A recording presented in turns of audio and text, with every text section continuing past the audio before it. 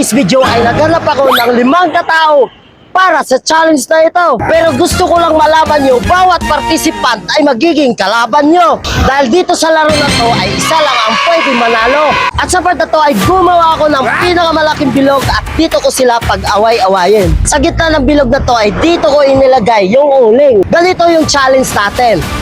Naglagay ako ng uling sa gitna ng bilog at magpunasan kayo. Kung sino man ang may pinakamaliit na uling sa katawan ay siyang mananalo ng 5,000 pesos. Simula na ang laro. Pagbilang ko ng 3, mag-ready na. 1, 2,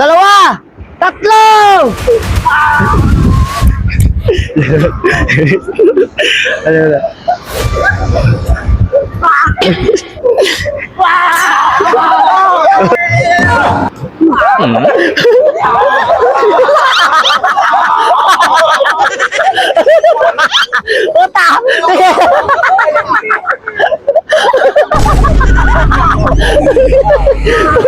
Yay!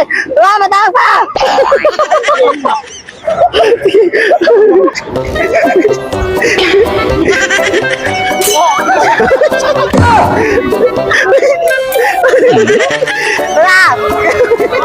Gusto ko lang malaman nyo, sa laro na to, pwede kayo magkampihan. Pero hindi nyo alam, sa huli, ay pwede kayo mag-try-doran. Ano? Game! Ayan. Go!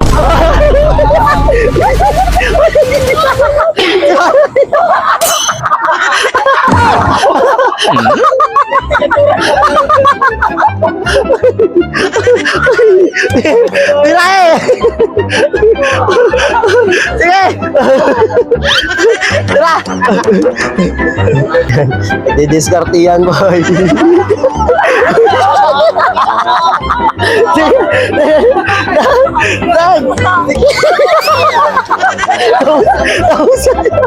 Pumunta ka!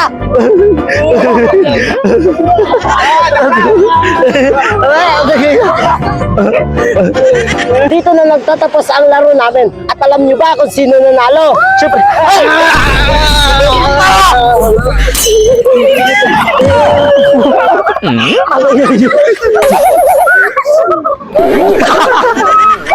at syempre, ang nanalo sa laro na to, walang iba kundi si Cookie!